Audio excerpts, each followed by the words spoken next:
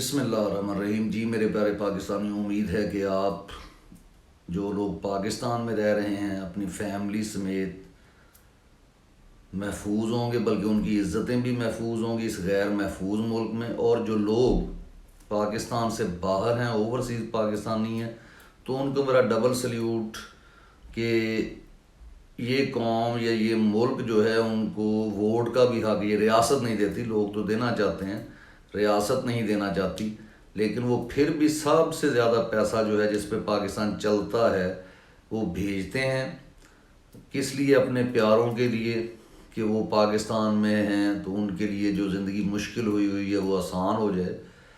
تو لیکن اس طریقے سے زندگیاں آسان نہیں ہوا کرتی. جب آپ کسی ملک میں کام سے جائیں، آپ کی پوری لائف باہر گزر جائے. چلے ہم جیسے لوگ تو جیسے کہہ لیں نا کہ ہم یونیورسٹیز میں پڑھاتے ہیں تو ہمارے ساتھ بچے بھی ہوتے ہیں، لیکن بہت سارے لوگ جن کے بارے میں عمران خان صاحب بات بھی کرتے تھے کہ ان کے بیوی بچے نہیں ہوتے، شادیاں ہوتی ہیں، بیچارے باہر چلے جاتے ہیں، 10 سال بعد 5 سال بعد ایک چکر لگاتے ہیں اور ساری زندگی وہاں پہ گزر جاتی ہے اور وہ کما کر ادھر پاکستان میں بھیجتے رہتے ہیں. لیکن ان کو اپنے ملک کی تقدیر بدلنے کے لیے ووٹ کا حق بھی نہیں دیا جاتا، کیونکہ یہاں پہ جو مقتدر حلقے ہیں ان کو معلوم ہے کہ یہ لوگ باہر رہتے ہیں، یہ چیزوں کو کمپیئر کرتے ہیں دوسرے کنٹریز کے ساتھ، تو ان کے اندر شعور آ چکا ہے.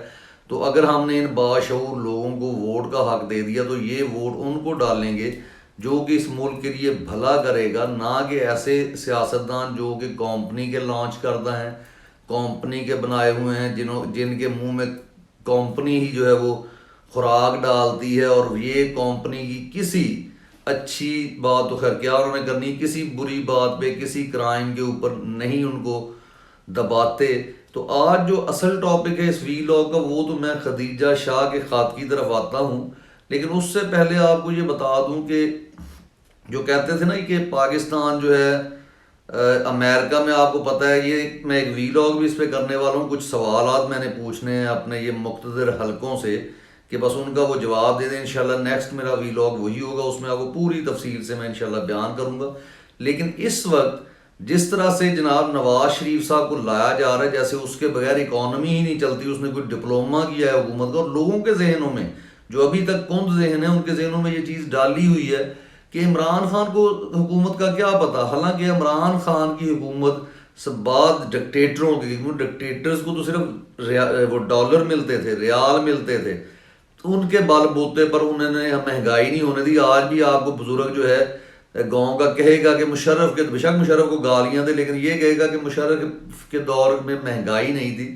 تو اس کے لیے میرا خیال ہے قوم کو اب ساری سمجھ آ چکی ہے کہ جتنے منصوبے ایوب خان کے دور میں لگائے گئے وہ سارے ڈالرز کی وجہ سے تھے، کیونکہ وہ پہلا غلام تھا جو ہے نا امریکہ کا، اس نے حامی بھری تھی. اور ساتھ ساتھ اس نے جو قتل کروائے تھے وہ بھی آپ کے سامنے اکثر گاہے بگاہے رکھتے رہتے ہیں ہم.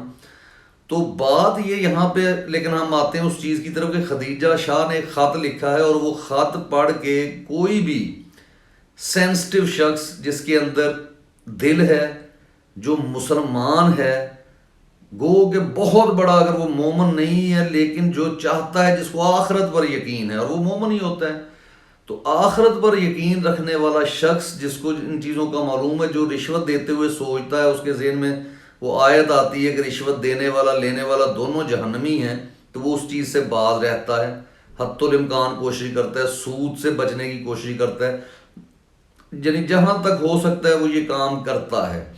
تو یہاں پہ کیا ہے کہ جناب خدیجہ شاہ کا جو لیٹر تھا اس نے جو ہے پوری قوم کو، پورے جو ہے انصاف کے جو ہے، انصاف ہے ہمارے ملک کا، جو عدلیہ ہے، جو ہماری فوج ہے، جو ہماری اسٹیبلشمنٹ ہے، سب کو ننگا کر کے رکھ دیا ہے.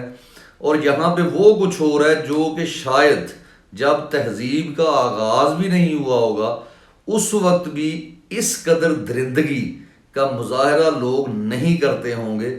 کیونکہ یہ جو درندگی پاکستان میں اس دور میں، جب کہ جو ڈیجیٹل میڈیا کا، جو کہ سوشل میڈیا کا دور ہے، جہاں پہ پورا ایک گلوبل ولیج ہم کہتے ہیں یہ بن چکا ہے، اور ہر ملک کی تنظیمیں جو ہیں وہ ہیومن رائٹس کے نام پر کھیل بھی کھیلتی ہیں، لیکن یہاں پر کسی کو یہ چیزیں نظر نہیں آ رہی ہوتی، اور کسی کو کیا ضرورت ہوتی ہے ان چیزوں کو دیکھنے کی. تو بہرحال اس خط میں جو انہوں نے لکھا ہے، جی لاہور کی جیل سے انہوں نے جو خط لکھا ہے اس میں انہوں نے نہ صرف اپنے بارے میں بلکہ اور خواتین جو پی ٹی آئی کی سپورٹرز تھیں اور بہت ساری وہ تھیں کہ جنہوں نے خود بذات خود جو ہے گرفتاری دی تھی. کیوں؟ کیونکہ ان کے گھر والوں کو تنگ کیا جا رہا تھا. یعنی ایم پی اے ہیں ان کا انہوں نے ذکر کیا، عالیہ حمزہ جو ہیں ان کا انہوں نے ذکر کیا کہ ان کے جو ہسبینڈ تھے وہ کینسر کے مریض تھے اور ابھی وہ ٹھیک ہوئے ہیں، تو ان کے بچے چھوٹے ہیں، 5 سال کا بچہ ہے، یعنی چھوٹے بچے ہیں جن کو اب جو ہے ان کا جو ہے وہ خود ان کے یعنی والد صاحب جو ابھی نکلے ہیں کینسر سے وہ سنبھال رہے ہیں. اور یہ وہ لیڈیز ہیں تقریباً کہ جن کے بال بوتے پر جن کی محنت سے ان کا گھر بھی چلتا ہے، بہت ساری ان میں ہیں. ہمیں صنم جاوید کا نام، خدیجہ شاہ کا نام، کچھ اور نام جو ہم لیتے ہیں، لیکن بہت ساری اور خواتین ہیں. اور ایسا کبھی بھی اپنے ملک میں نہیں ہوتا کہ آپ خواتین کے اوپر بادشاہت میں ہم مان لیتے ہیں، لیکن کبھی کسی جمہوری ملک میں ایسا نہیں ہوتا کہ عورتیں خواہ وہ ریاست کے خلاف بھی چلی جائیں. یہ تو ریاست کے خلاف گئی نہیں ہے، یہ تو ایک ڈرامہ رچایا گیا تھا. یعنی کہ نون لیگ کی طرف سے جو جنرل رانی پارٹ 2 ہے، ایک جنرل رانی جو ہے وہ پہلے آپ کو پتہ ہوگا، معلوم ہوگا، وی لاگ ہم اس پہ کر چکے ہیں. تو یہ جو ہے یعنی عیاشیاں اس ملک میں حد سے تجاوز کرنا، اس ملک میں خون بہانا، اس ملک میں لوگوں کے حقوق کو سلب کرنا، کیا یہ صرف انہوں نے سیکھا ہے؟ اور باقی جو ہم لوگ ہیں ساری زندگی بچوں کو یہ پڑھاتے مر گئے کہ آپ نے انصاف کا دامن ہاتھ سے نہیں چھوڑنا، آپ نے انصاف پہ آنا. اور وہی لوگ جو حلال گھرانوں سے حلال کھا کر آتے ہیں، جب ایسے بڑی منصب پر بیٹھتے ہیں تو جو وہ اپنے ارد گرد انسان اپنے ماحول سے متاثر ہوتا ہے. اور وہ چے گویرا نے کیا خوب کہا تھا کہ آپ کی رہی صحیح کسر جو ہوتی ہے نا ایک انقلابی کی، وہ شخص تباہ کر دیتا ہے جو اگر آپ کسی ڈرپوک سے مشورہ کر لیں یا دنیا دار سے جس کو کہہ لیں. تو ہمارے ہاں کیونکہ دنیا دار لوگ بہت زیادہ پائے جاتے ہیں، اگر کوئی ایمانداری کرنا بھی چاہتا ہے تو ایسا سسٹم ہے کہ جس میں وہ جکڑ دیا جاتا ہے. بے شمار مثالیں ہیں کہ جو اس ملک سے 18 یا 19ویں گریڈ سے یا انہیں ریزائن کرنا پڑا یا ان کو کسی نہ کسی طریقے سے نکال دیا گیا. لیکن وہ ایماندار لوگ تھے کیونکہ انہوں نے سسٹم کے خلاف لڑنے کی جو ہے جسارت کر لی تھی، اس لیے انہیں نکال دیا گیا. اب یہ جو ہے یعنی آپ دیکھیں خدیجہ شاہ ہیں یا دوسری جو ہیں جتنی بھی عورتیں ان کے بچے ہیں، وہ بچے ان کی اپنی جو بیٹی ہے خدیجہ شاہ کی، اس کی عمر جو ہے وہ تھوڑی سی ہے، بیٹا 12-14 سال کا ہے. تو وہ بیٹی جب وہ بتایا گیا پورا کہ جب وہ ملنے آتی ہے تو پوچھتی ہے کہ آپ کے پاس گاڑی کون سی، انہوں نے کسی دن پریزنر وین دکھا دی تو وہ بڑی ایکسائٹیڈ ہو کے اس نے کہا کہ یہ تو بہت اچھی گاڑی ہے، میں بیٹھ سکتی ہوں. انہوں نے کہا نہیں بیٹا یہ. تو کس طرح سے وہ آنسو چھپاتی ہوں گی. یہ جو قوم جس میں ہم دیکھتے ہیں کہ لوگ اپنے گھروں میں بیٹھے ہیں، غصہ جتنا مرضی ہو ان کو، لیکن وہ اپنے گھروں میں بیٹھ کر صرف اپنے آپ کو، پنجابی کا ایک محاورہ ہے نا کہ آپ ہی میں رجی پھجی آپ ہی میرے بچے جین. تو اس کا مطلب یہ ہوتا ہے کہ اگر آپ کا اپنا پیٹ بھرا ہوا ہے اور آپ بے حس انسان ہیں، تو یعنی جو میں نے پنجابی کا بتایا کہ وہ پھر کہتے ہیں کہ کیونکہ میرا پیٹ بھرا ہوا ہے اور میرے بچے اچھا کھا کے جی رہے ہیں تو بس ہر چیز ٹھیک ہے، یعنی ایوری تھنگ از اوکے. تو ایسی جب ذہنیت ہوگی تو اس میں کون نکلے گا؟ یہ خط جو ہے یہ ایک پورا تمانچہ ہے چیف جسٹس کے منہ پر. یہ جو ہے جتنی ہماری پاک آرمی ہے جس میں خاموش مجاہدین ہیں، جس میں اچھے سچے افسر ہیں جنہوں نے کرپشن نہیں کی، بیوروکریسی کے لوگ جو ہیں وہ جو عام ہمارے جیسے لوگ ہیں جو صرف اور تو کچھ نہیں کر سکتے لیکن آواز بلند کر سکتے ہیں، اٹھ کے جا سکتے ہیں، نکل سکتے ہیں، احتجاج کر سکتے ہیں. تو ہماری بیٹیاں جو ہیں وہ ہمارے اپنے ملک میں محفوظ نہیں. ہم تو عافیہ صدیقی کو روتے تھے، جہاں پہ کیا ہے کہ وہ بچے بےچارے پاگل ہو گئے ہیں. یہاں مجھے بشیر بدر صاحب کا ایک شعر یاد آ رہا ہے کہ اڑنے دو پرندوں کو بھی شوق ہوا میں، پھر لوٹ کے بچپن کے زمانے نہیں آتے. تو دیکھیں یہ شاعر کی ایک سوچ ہے، بلکہ انسان کی سوچ ہے کہ بچپن میں تو بچوں کو اللہ تعالیٰ نے یہاں تک کہہ دیا کہ قرآن جب بچہ کوئی یعنی کوئی 5 سال کا کہتے ہیں، کچھ 10 سال کا اختلاف ہے، تو آئی تھنک کہ 10 سال کا ہوگا کہ 10 سال کے بعد آپ اسے مارنا شروع کریں کہ اگر وہ قرآن یا نماز نہیں پڑھتا، اس سے پہلے آپ اسے ہاتھ نہ لگائیں، اسے ٹارچر نہ کریں. اور آپ اکثر کہتے ہوں گے کہ جب میں ون کریکولم کی بات کرتا ہوں تو کیوں کرتا ہوں، تو وہ تو بہت ڈیٹیل میں بات کی جانی چاہیے. انشاءاللہ کسی وقت اللہ نے اگر زندگی دی تو اس پہ پورا وی لاگ اس کے اوپر ہوگا. لیکن ایکچوئل یہ وی لاگ وی لاگ کہہ رہا ہوں، جو یہ کریکولم بنا تھا جس نے بھی بنایا وہ چھوڑیں اس کو، لیکن یہ امپلیمنٹ نہیں ان سے ہو سکا تھا. یہ عمران خان حکومت نے کیا تھا کہ ون نیشن ون کریکولم. تو اب وہ ون کریکولم میں کیا تھا، یہ فن لینڈ کی طرز پہ ہے. یعنی اگر آپ دیکھا جائے تو فن لینڈ جو ہے بہت زیادہ ایجوکیشن میں ٹاپ کے اوپر آتا ہے، اور ہمارا تقریباً تمام کا تمام اسلامک نظریات کو اور اپنے کلچر کو اور پھر اس کو فن لینڈ کے کچھ چیزوں کو ملحوظ خاطر رکھتے ہوئے بنایا گیا. اس میں یہ بتایا گیا کہ آپ بچے سے 5ویں کلاس کا امتحان بھی نہیں لے سکتے. کیوں؟ کیونکہ آپ صرف آئینہ دکھائیں گے 5ویں کلاس کے بعد. ٹیسٹ جو آپ نے لینا وہ 8ویں کلاس میں لینا ہے، تاکہ بچے کی معصومیت ضائع نہ ہو. ہمارے ہاں کیا ہے، رٹا سسٹم ہے. یعنی ہم کسی ایک سکول میں جاتے ہیں تو پوچھتے ہیں جی آپ کلاس 1 میں یا پریپ میں کتنی آپ گنتی سکھاتے ہیں، تو وہ اگر کہہ دیتے ہیں نا ایک سکول کے 50، اور وہ میں بھی کیا یقیناً وہ اکارڈنگ ٹو دا کریکولم ہوتا ہے کہ ایج اور سٹیج کا خیال رکھتے ہوئے کہ کس ایج میں بچے نے کون سا ٹاپک پڑھنا ہے، کہاں تک گنتی یاد رکھنی ہے. لیکن ہمیں کیونکہ والدین کو بھی پتہ نہیں ہوتا، اگلے سکول میں آپ جاتے ہیں، کوئی برانڈ ہے کوئی اور، وہ کہتے ہیں جی ہم 100 تک گنتی یاد کروا دیتے ہیں، اور والدین کہتے ہیں یہ ہوا نا سکول تو اس میں داخل کراتے ہیں. اب یہ بچے کے ساتھ زیادتی ہے. جو قومیں ہیں مہذب، اور یہ اسلام نے یہ درس دیا ہے. اسلام نے بتایا کس ایج میں قرآن پڑھانا ہے، کب نماز انہیں پڑھانی، کب ان کو پیار سے پڑھانی ہے، کب ان کو سزا دے کر پڑھانی ہے. ریوارڈ یعنی ایوارڈ اور ریوارڈ کا ایک کنسیپٹ ہے اسلام میں. لیکن یہاں پہ وہ یعنی انہوں نے باہر انگریزوں کا لگا دیا کہ سزا نہیں دینی بچوں کو. لیکن یہ والی جو آپ بچوں کو سزا دیتے ہیں کہ انہیں ٹارچر کرتے ہیں، اب یہ ٹارچر تو پیچھے رہ گیا. اب وہ ٹارچر کی طرف دیکھیں کہ آپ کے معصوم بچے اپنی ماؤں کو جیلوں میں دیکھ رہے ہیں. ان کے کیا بڑے بھائی ان کو بتاتے نہیں ہوں گے کہ وہ کدھر ہیں؟ کیا ان کے ذہن پر اثر نہیں ہوتا ہوگا؟ ایک بچہ جو میاں آباد کا مر گیا بیچارہ، اللہ شہید ہو گیا، اللہ اسے جنت الفردوس میں، وہ تو بچوں کو اللہ نے جنت میں جگہ دینی ہے. ان کے والدین کو صبر کرنے کی وہ ہمت دے کے وہ صبر کر سکیں. اور ان کی والدہ کے بارے میں ہے کہ وہ ذہنی مریضہ بن چکی ہیں.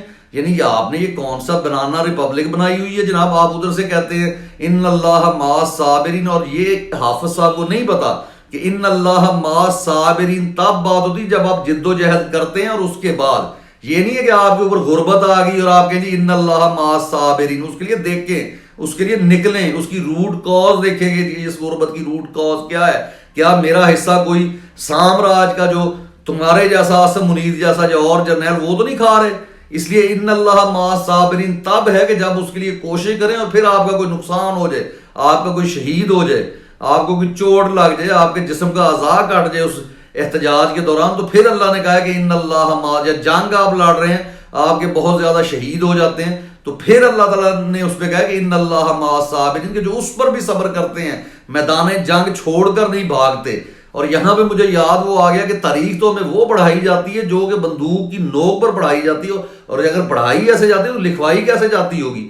یعنی سب سے بڑا جھوٹ دنیا کا یہ ہے کہ ایک سوائے پیغمبروں کو، صحابہ کو نکال کے، جو نیک کہ جی ایک ملک تھا وہاں پہ ایک بہت رحم دل بادشاہ رہا کرتا تھا. اس سے جھوٹا سنٹینس اور کوئی نہیں ہے کہ کوئی بادشاہ بھی ہو. لیکن پھر میں اس چیز پہ آتا ہوں کہ یہ بادشاہ جیسے عرب کے بادشاہ ہیں، جیسے حجاج بن یوسف کے بارے میں کیسی غلط تاریخ پھیلائی ہوئی ہے کہ ایک لڑکی نے خط لکھا اور محمد بن قاسم کو بھیج دیا گیا، وہاں پہ اس کا ایمان اتنا ہے، اور جب اس کو یہ ٹینشن ہوئی ہے کہ یہ تو میری حکومت کے لیے خطرہ ہے، پھر وہ اس کو واپس بلا کے وہ حکومت بلکہ بدل گئی. وہاں پہ وہ محمد بن قاسم کو بھی مروا دیا اور لوگوں کو مروا دیا، صرف جو ہے اپنی حکومت، اپنی طاقت کو بچانے کے لیے. لیکن پڑھایا ہمیں آج تک یہ جاتا ہے، یعنی ہمارے ساتھ وہ کھیل کھیلا جاتا ہے کہ جی وہ خط، جو کہانی سنائی جاتی ہے کہ وہ خط جو لکھا اور وہ یہاں پہ اس لڑکی کو بچانے کے لیے آ گیا. اور محمود غزنوی صاحب کے بارے میں تو یہ تمام چیزیں ٹھیک ہیں، چلیں کسی حد تک ہم آپ سمجھ لیتے ہیں کیونکہ تاریخ میں یہ ہے تو ہم کچھ چیزوں کو مان بھی اگر لیتے ہیں.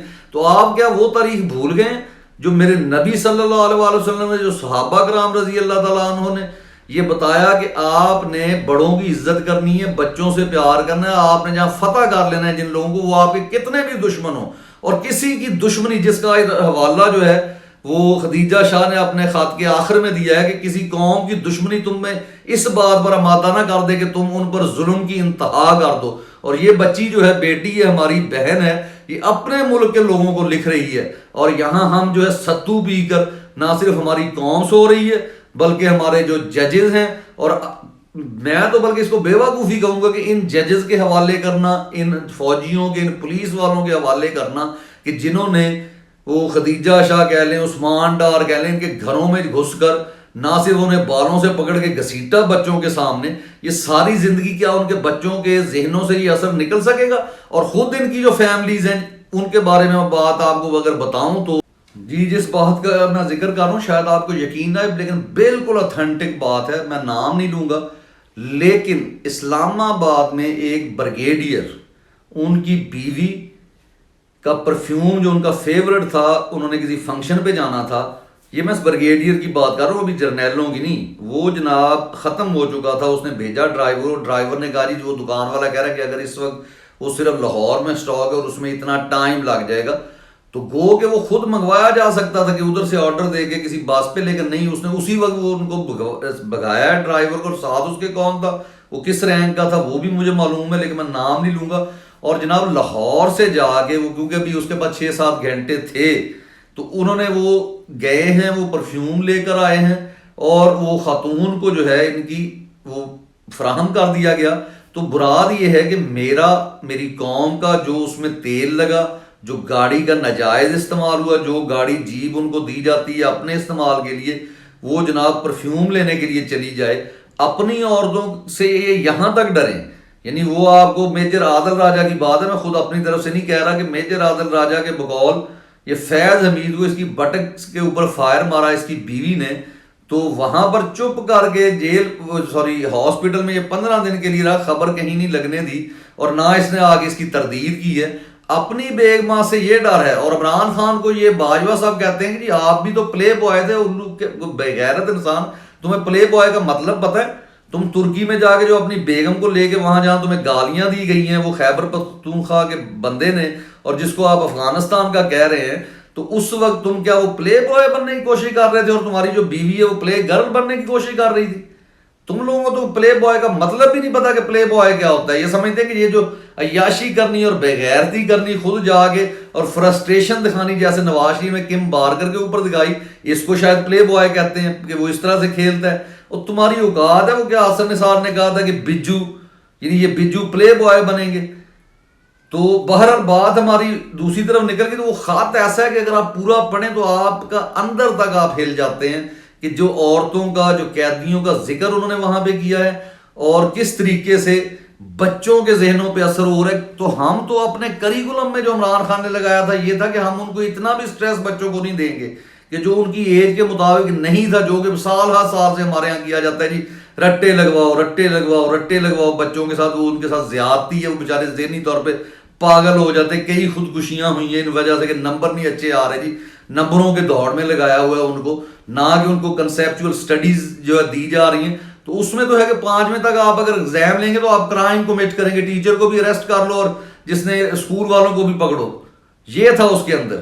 پھر اس کے بعد ہے کہ 8ویں میں جا کے آپ نے ایک ٹیسٹ لینا ہے اور پھر اس کے بعد آگے اور ایک طریقے کے ساتھ چلنا ہے کہ کون سی کلاس میں کون سی کمپیٹنسیز ہوں گی، کتنی جو ہے وہ کریکولم کا حصہ جو ہے بک کا کتنا پڑھایا جائے گا، اور تمام کا تمام اپنے کلچر کے مطابق پڑھایا جائے گا، نہ کہ ہم ڈیوڈ لکھیں گے بلکہ داؤد لکھیں گے. ٹھیک ہے، یہ تھی ایک خود مختار ریاست بنانے کی طرف ایک قدم تھا. 10 سال اگر یہ کریکولم رہ جاتا تو ہر وہ چیز جو آج ہم خریدتے ہیں باہر سے، موبائل فونز اور دوسری چیزیں، وہ یہاں بننی تھی، گاڑیاں یہاں بننی تھی. لیکن بات کیا تھی پھر وہی کہ ہم نے اپنے پاؤں پہ کھڑے ہو جانا تھا. ہم نے تو یہاں پہ جناب بائے ہک اور بائے کروک جو ہے وہ جو ہے اپنا جو جابر حکمرانی ہے اس کو قائم رکھنا ہے. اس میں ہمیں اس چیز کی کوئی تمیز نہیں ہے کہ غیر مسلموں کی عورتوں کے اوپر ظلم کرنے سے منع کر دیا اللہ تعالیٰ نے. اور یہ جو اپنے آپ کو حافظ کہتے ہیں اور یہ جو ملا حضرات ہیں، انہوں نے تو اس پاکستان کو جنت کا ٹکڑا سمجھا ہوا ہے. یہاں سے پیسے کماؤ، جہاں جاب کرو اور اس کے بعد دفع ہو جاؤ کسی اور ملک میں، وہاں پہ جا کے رہو، وہاں موجیں کرو. اور یہ جو مولوی حضرات ہیں جو ہمیں بڑے بڑے کی میں بات کر رہا ہوں، یہ جناب جو یہ پڑھے ہوئے یہ بھی اتنا ہی ہوتے ہیں، ایف اے پاس ہیں اور آگے سے انہوں نے پتہ نہیں کون سا فقہ اور یہ، اور اپنے آپ کو سمجھتے ہیں کہ سعودیہ یا عرب کے لوگوں سے بھی ہم دین کو زیادہ جانتے ہیں. آپ ان کے پاسپورٹ اٹھا کے دیکھ لیں، میں نام لے سکتا ہوں جن کے پاسپورٹ پہ فری انٹری ہے سعودیہ کی. کیوں؟ کیونکہ انہوں نے سعودیہ کے کہنے پہ یہاں پہ شیعہ سنی فسادات کروائے تھے.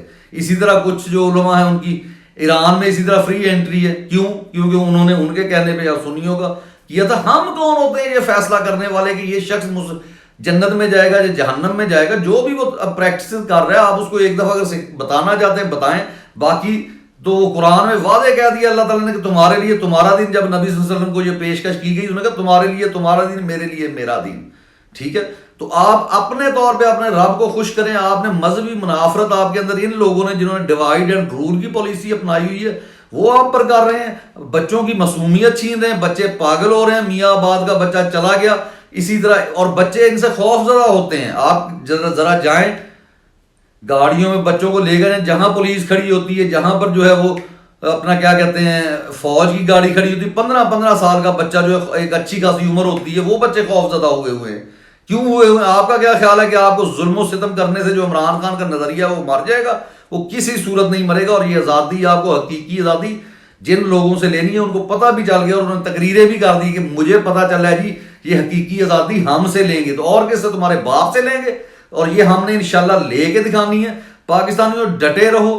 کم از کم اگر کچھ نہیں کر سکتے، وہ چے گویرا کا ہے نا کہ اگر پہلی بات تو نکلو، اگر نکل نہیں سکتے تو بولو، اگر بول نہیں سکتے تو چپ رہو اور دل میں اپنے وہ نظریہ رکھو. اگر اس سے بھی نیچے، لیکن ایک کام نہ کرو کہ جو کام انقلابی کر رہے ہیں ان کو ان کے حوصلے نہ توڑو.